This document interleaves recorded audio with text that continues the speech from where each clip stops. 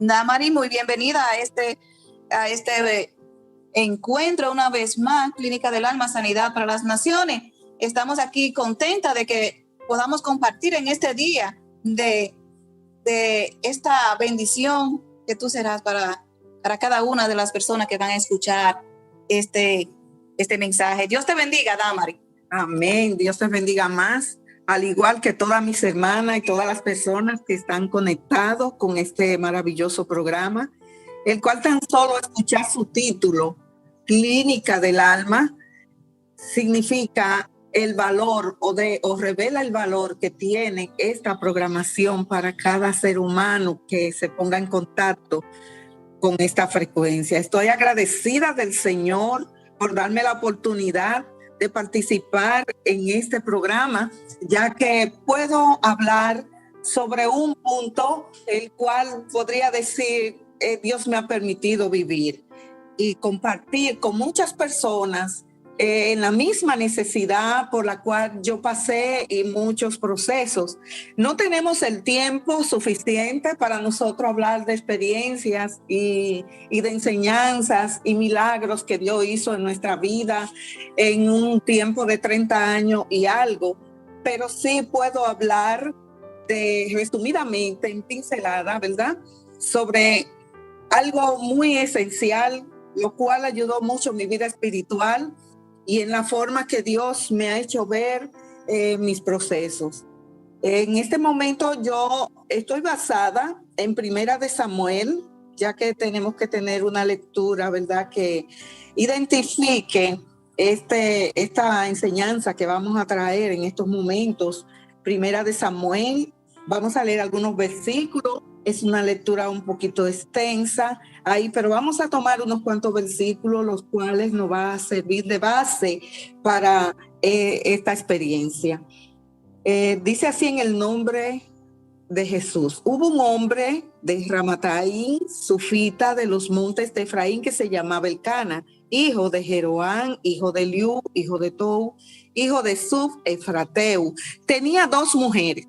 El nombre de una era Ana y el de la otra Penina. Penina tenía hijos, pero Ana no los tenía. Todos los años aquel hombre subía de su ciudad para adorar y ofrecer sacrificios a Jehová de los ejércitos en Silo, donde estaban dos hijos de Elí, Osni y Finés, sacerdotes de Jehová. Cuando llegaba el día en que Elcana ofrecía sacrificio, daba a Penina, su mujer, la parte que le correspondía, así como a cada uno de sus hijos e hijas. Pero a Ana le daba una parte escogida porque amaba a Ana, aunque Jehová no le había concedido tener hijos, y su rival la irritaba, enojándola y entristeciéndola, porque Jehová no le había concedido tener hijos. Así hacía cada año cuando subía a la casa de Jehová, la irritaba así, por lo cual Ana lloraba y no comía. Y Elcana, su marido, le decía: Ana, ¿por qué lloras? ¿Por qué no comes? ¿Y por qué está afligido tu corazón? ¿No te soy mejor que 10 hijos? Después de comer y beber en Silo, Ana se levantó. Y mientras el sacerdote Elí estaba sentado en una silla junto a un pilar del templo de Jehová, ella con amargura de alma oró a Jehová y lloró desconsoladamente.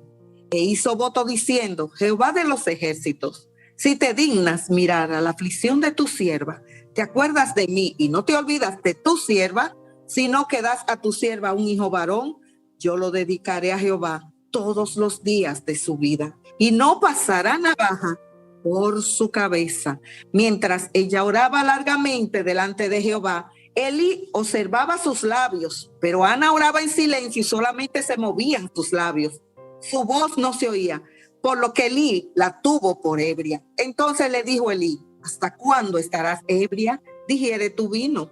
Pero Ana le respondió: no, Señor mío, no soy una mujer, yo soy una mujer atribulada de espíritu. No he bebido vino ni sidra, sino que he derramado mi alma delante de Jehová. No tengas a tu sierva por una mujer impía, porque solo por la magnitud de mis congojas y de mi aflicción he estado hablando hasta ahora. Ve en paz y el Dios de Israel te otorgue la petición que le has hecho. Le dijo Elí. Hallé tu sierva gracia delante de tus ojos, respondió ella. Se fue la mujer por su camino, comió y bebió y no estuvo más triste. Alabado sea el Señor. Hermanos, como nosotros sabemos, Dios hizo al hombre con todos sus problemas resueltos.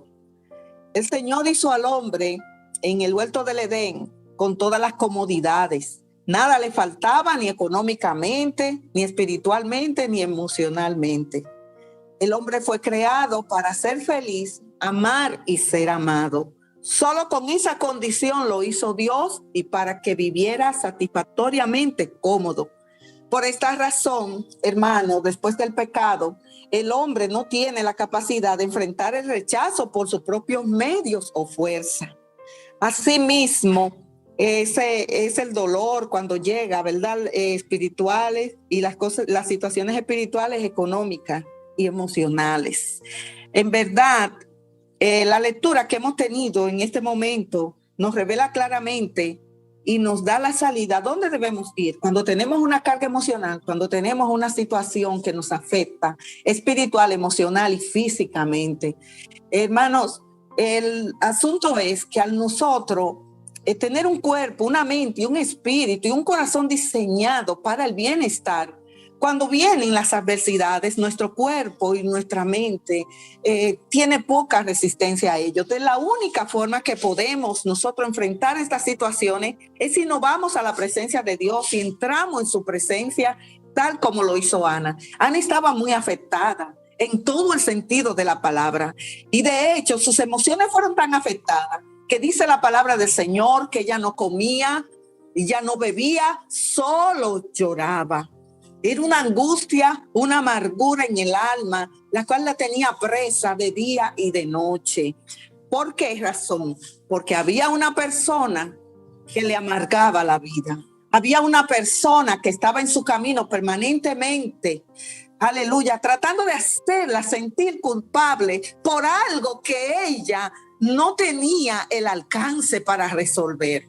Si hubiese sido en este tiempo, quizá esta mujer hubiese acudido a la ciencia y la ciencia quizás en ella daría su fruto, pero era un tiempo donde no había aquellos conocimientos ni aquella capacidad.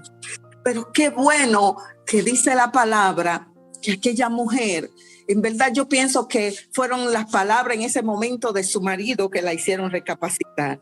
Ana, ¿por qué lloras? ¿Por qué no comes? ¿Por qué te angustias? Yo veo a Elcana como Dios. Tiene cualidades de Dios. Este hombre las tenía. Porque él trataba incluso a estas dos mujeres con igualdad, a pesar de la diferencia que habían entre ellas. Una era humilde, la otra era altiva. ¿Por qué razón? Porque había alcanzado el mayor prestigio que una mujer podía tener en aquellos tiempos, que era darle una continuidad al apellido de su marido, de esa generación. Entonces, Ana estaba privada de este privilegio. Pero vemos, hermanos, cómo Ana se humilla en la presencia de Dios. Y en su oración no va acusando a Penina. En su oración no va levantada con altivez. Simplemente se humilla, llora, le dice a Dios en la condición que estaba.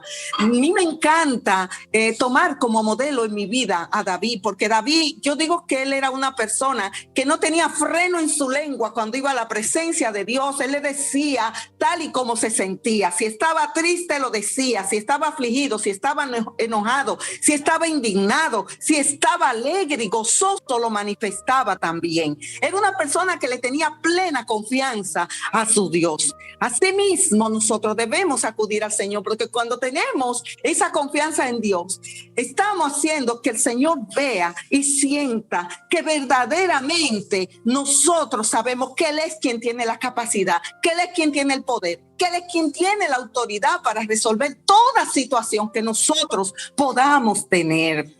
A Dios solo lo conmueve de todo corazón la humildad, la sencillez, lo que nosotros podamos decir delante de Él desde lo profundo de nuestro corazón, con afecto y agrado en su presencia, reconociendo lo que somos delante de Él tal y como somos, y que no es por nuestro propio medio, sino que son sus medios los que nos van a ayudar y nos van a sacar de una situación en la cual estamos ahogados de las muchas lágrimas, que es como río que embargan todo nuestro ser. Asimismo, Ana pudo reconocer que solo en la presencia de Dios ya podía alcanzar este objetivo. Yo quiero decirle, hermanos, que yo fui llamada, nací en un hogar de pastores y fui conociendo de la palabra de Dios. A medida que yo conocía la enseñanza de Dios, sentía más sed de buscar la presencia de Dios. A los 10 años me consagré al Señor y clamé para ser bautizada en el Espíritu Santo. Así mismo fue. A los 12 años tuve un encuentro muy personal con Dios. Él me llevó a su presencia. Él estaba sentado en una silla de oro. No podía ver su rostro. Había una luz en su rostro, pero estaba vestido de blanco con una ropa fina, hermosísima, y yo estaba delante de él en actitud de reverencia. Solamente en ese momento lo único que podía hacer era inclinar mi cabeza y escuchar lo que él me estaba diciendo. Él me hablaba en lengua angelical y yo no entendía. Pensé en ese momento en mi corazón, yo no entiendo lo que Dios me está diciendo porque me está hablando en lenguas angelicales. En ese momento él escuchó mi pensamiento y me dijo en español: Damaris, es que tengo un ministerio para ti, un ministerio grande y poderoso como tú no te imaginas. Él fue levantándose lentamente, extendió su brazo y me señaló. Estábamos un poquito distantes, pero con voz de trompeta en mi oído derecho me dijo: pero tienes que pagar el precio. Me lo dijo con una autoridad y una fuerza y una potencia. Hermano, usted se imagina lo que es la voz de Dios como trompeta en su oído. En ese momento todo mi ser se estremeció, tanto por dentro como por fuera, y ya yo no estaba acostada en la cama, yo estaba tirada en el piso cuando abrí mis ojos, y un silbido a mis oídos a causa de aquella trompeta que él tocó al son de su voz cuando me habló. Alabado sea el Señor. Yo estaba emocionada porque decía, Dios puso sus ojos en mí. Bueno, pasó el tiempo, anhelaba verdaderamente ese momento de yo poner en práctica ese ministerio que Dios tenía para mí. Entonces, al poco tiempo tuve un encuentro, pero no divino. Tuve un encuentro con el infierno. Una noche Satanás entró a mi habitación y frente a mi cama me dijo: yo te odio, te voy a matar, te voy a quitar la vida y te voy a envenenar. Yo pensé que el veneno era simplemente una comida que me iban a dar envenenada, pero jamás pensé que era que iba a estar luego, años más tarde, en una situación espiritual en la cual tenía que luchar para no sentir odio contra ciertas personas de las cuales yo recibiría maltrato día tras día. Alabado sea el Señor. En ese momento yo estaba inmóvil, había una presencia muy pesada y solo podía hablar en mi mente, y le dije al Señor: sácalo de mi habitación, Señor, sácalo. Y salió como un rayo corriendo y dejó llamas de fuego encendidas en el piso. Ahí yo trataba de respirar, me incorporé, me senté en la cama y me preguntaba por qué entró a mi habitación, Señor, por qué él entró. Yo era una niña de 12 años y me turbaba el hecho de que Satanás había entrado a mi habitación. Yo pensé que yo le había dado derecho, quizá en alguna ocasión, para que él hiciera esto, pero yo no sabía que él y Dios habían hablado, como en el caso de Job. Y entonces habían llegado a un acuerdo en el cual yo iba a ser procesada de tal manera que no quedaría un área de mi vida en la cual yo no sería tocada. Alabado sea el nombre de Dios. De ahí en adelante Dios trataba mucho conmigo y me decía: tú eres mía. Tú eres mía y yo te amo, yo te amo. Me lo decía en visión, me lo decía en mensaje, me lo decía a través de misioneros, y era una manera constante. Yo decía dentro de mí: ok, Señor, yo sé que tú me amas, pero me inquietaba la frecuencia, porque yo decía en mi corazón: es que yo veo que a otras personas no les pasa lo mismo que a mí. ¿Por qué Dios me dice tanto que me ama, aunque lo aprecio? Pero me sentía inquieta. Pero lo que yo no sabía era, hermanos, que Dios me lo decía de una forma tan frecuente, preparando mi vida por un largo desierto que me tocaría vivir, en el cual estaría desprovista de amor, y hasta sentiría que el amor de Dios a mí me iba a faltar. Alabado sea el Señor. Pero Dios me lo repetía para que yo lo recordara. Hermanos, yo me casé. Yo pensé que ahí era que mi ministerio iba a echar para adelante. Me encontré con una persona con un carácter que no había sido transformado al carácter de Dios y que estaba marcado desde su niñez a causa de maltrato paternal. Todas las consecuencias de ese enojo, todo ese enojo y esa ira retenida fue descargada sobre mi vida y en cierto modo sobre mis hijos. A través de los años, pues esa gloria que había encendido y derramado Dios en mi vida se fue apagando.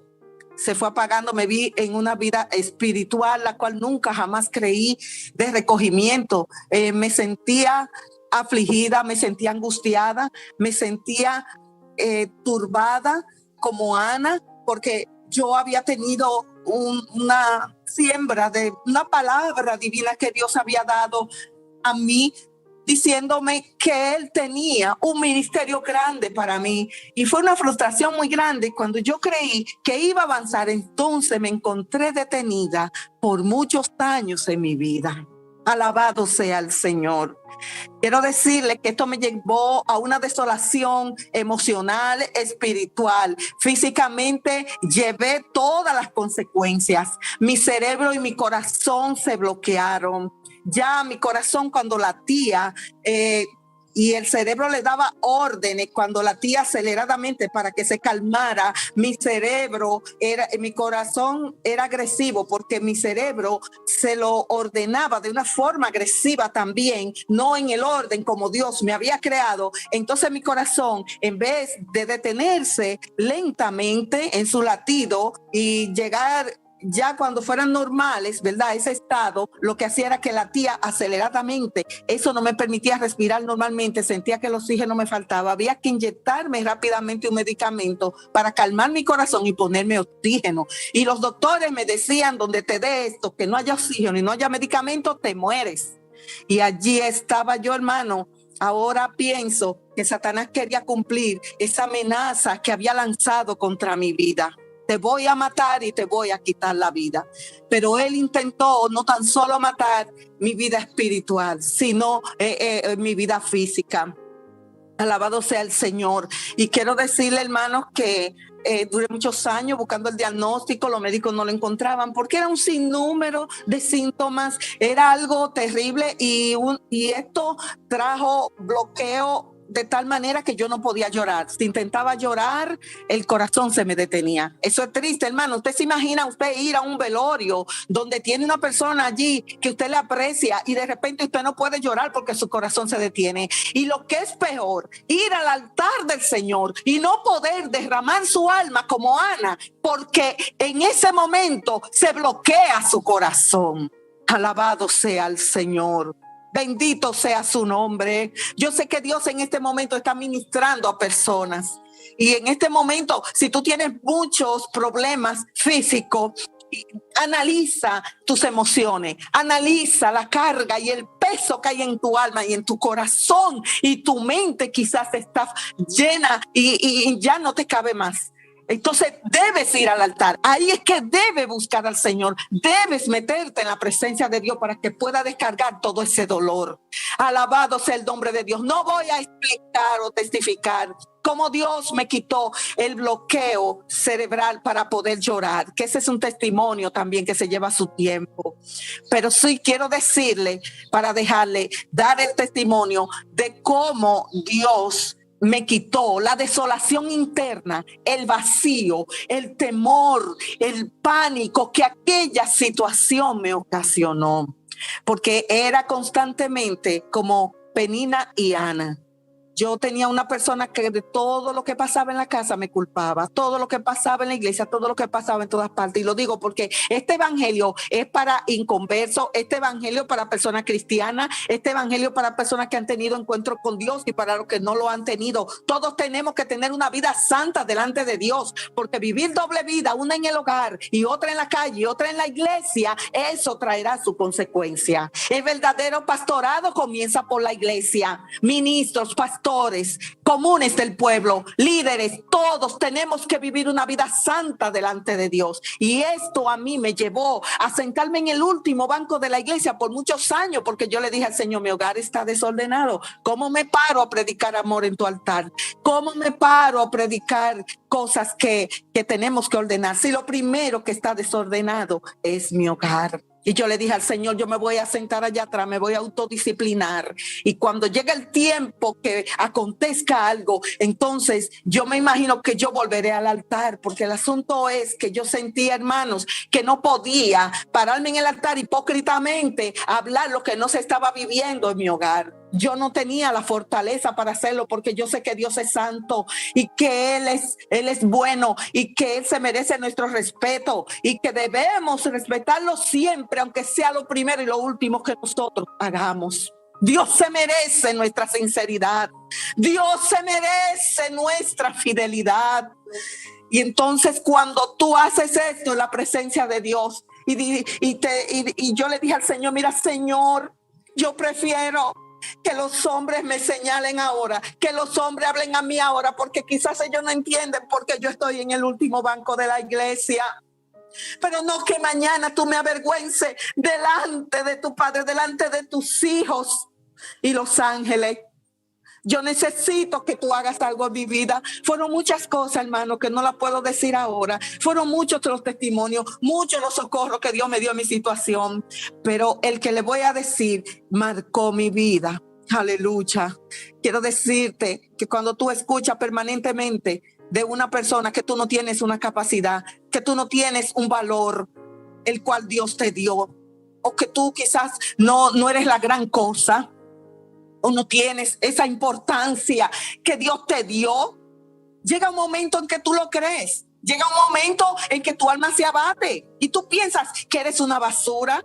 Tú piensas que tú no eres nadie. Tú piensas que no hay valor en ti para darle a los demás.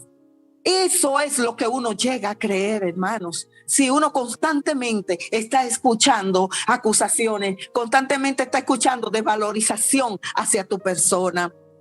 Pero quiero decirle que una noche el Señor me sorprendió. Mi cama estaba cerca de la entrada de la puerta de mi habitación. Y yo recuerdo, hermano, que yo desperté a las 5 de la mañana y yo cuando quise abrir mis ojos, no pude. Mis ojos estaban pegados, mis párpados, no los pude abrir. Y dije, ¿pero qué me está pasando? Cuando intenté sentarme en la cama, estaba pegada a la cama como un imán. Mi cuerpo estaba como si fuera un imán que me tenía ahí inmóvil, pero no sentía nada extraño, ninguna presencia oscura, no sentía nada que fuera infernal. Y en ese momento, allí aún con mis ojos cerrados, lo más especial del caso era que con mis ojos cerrados yo estaba viendo la habitación y entonces vi cuando entró una persona vestida de blanco. Caminaba lentamente hacia la orilla de mi cama. Yo aquí usamos lo que decimos mosquitero, ¿verdad? Que lo ponemos para que nos protejan de los mosquitos cuando nos acostamos. Yo recuerdo que yo hasta escuché cuando levantó el mosquitero. Él lo sacó, la parte que yo había entrado sostenida en el colchón, y yo lo escuché, y en ese momento se sentó en la orilla de mi cama, colocó sus brazos debajo de mi espalda y puso su cabeza en mi pecho, como cuando usted quiere escuchar los latidos del corazón de una persona, y él colocó su cabeza en dirección a la puerta, como si estuviera mirando a la puerta.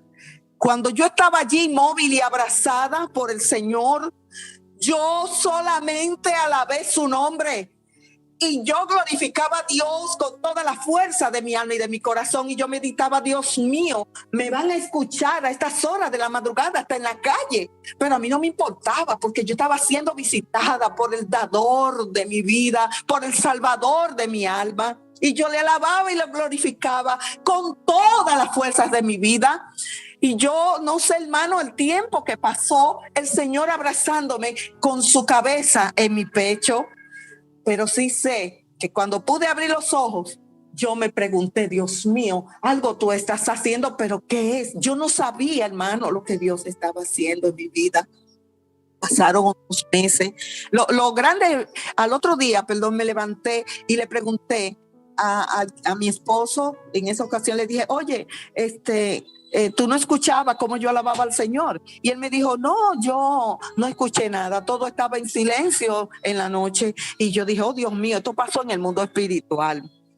Pero quiero decirle, mis hermanos, que pasaron unos meses y cada vez que yo meditaba en esta experiencia, yo me detenía un buen rato y alababa a Dios y le glorificaba.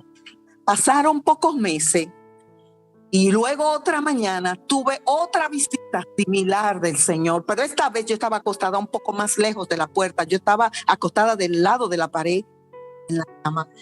Y de nuevo despierto, no puedo abrir los ojos, me quiero levantar y no logro moverme. Pero ya ahí yo no me pregunté qué va a pasar, qué está sucediendo. Ahí yo inmediatamente dije, el Señor de nuevo me viene a visitar. De nuevo lo veo que entra por la puerta, pero su pelo estaba suelto esta vez y llegaban hacia sus hombros. Pude ver cómo lentamente caminaba y le daba la vuelta a la cama para encontrarse del lado donde yo me encontraba, que era del lado de la pared. Alabado sea el Señor.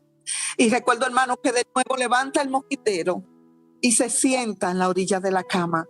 Vuelve y entra sus brazos por debajo de mi espalda y coloca su cabeza en mi pecho. Pero esta vez hubo algo muy diferente y fue que todo su pelo me cubrió el rostro y mi cabeza como un velo.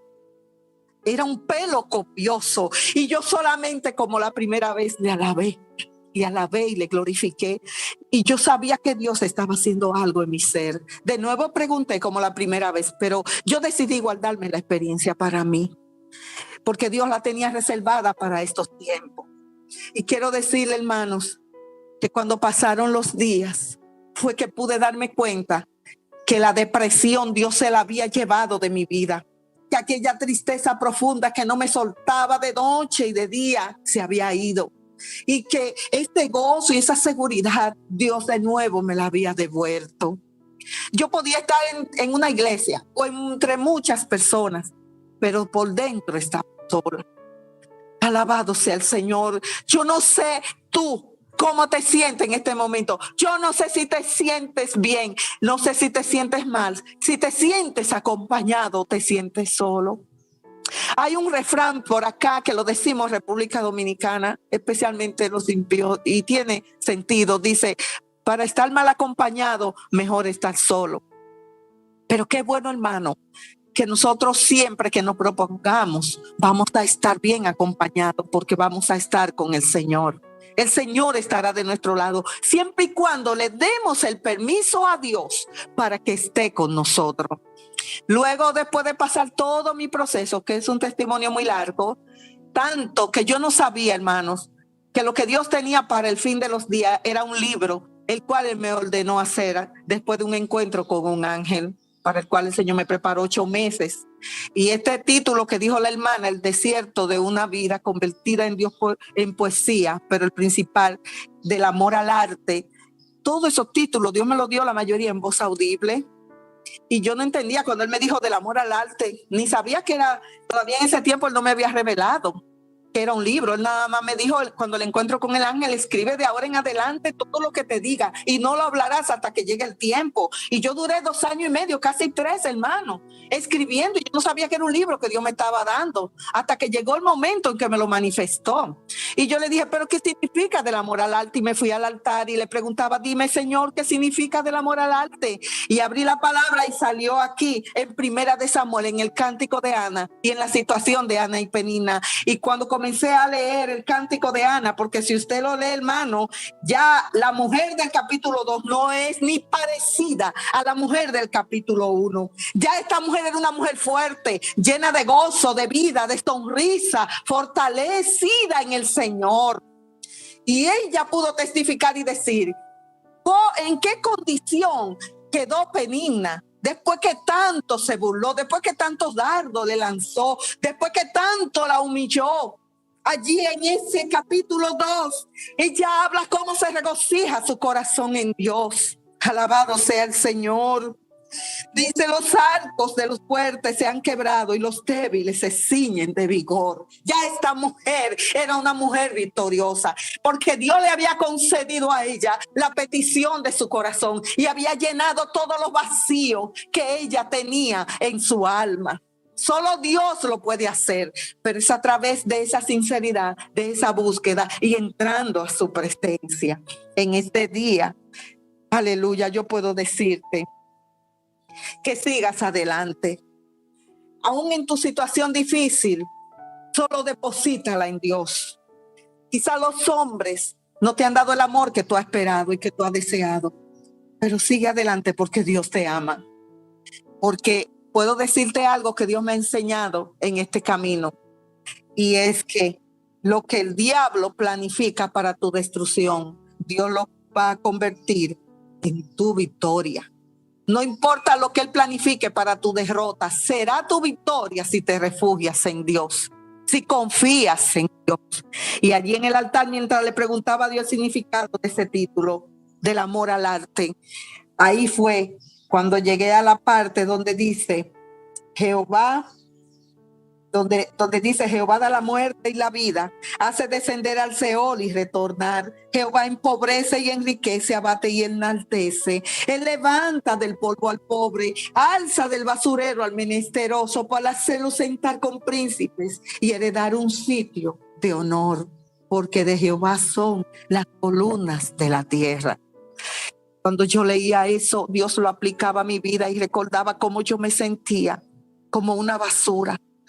Me levantó del polvo, me quitó todo el peso emocional, físico y espiritual a través de su amor. Entonces, cuando yo lo pude comprender frente al altar y repetía estas palabras, el Señor me habló y me hizo ver y ministró a mi espíritu y me dijo: del amor al arte es lo que Dios con nosotros hace, así como hizo con Ana cuando nos levanta. Lo que Dios hace, esa maravilla que Dios hace en ti, es por puro amor, lo cual hace que se manifieste una obra de arte maravillosa en nuestras vidas.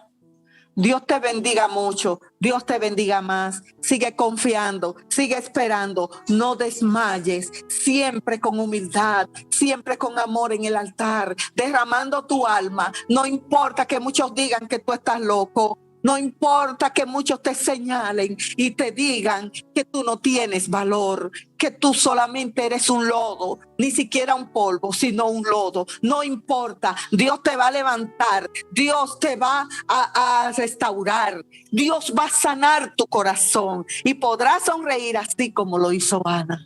Dios te bendiga más y recuérdalo una vez más, lo repito. Lo que el Satanás prepara para tu derrota, Dios lo convertirá en tu victoria si confías y esperas en Él.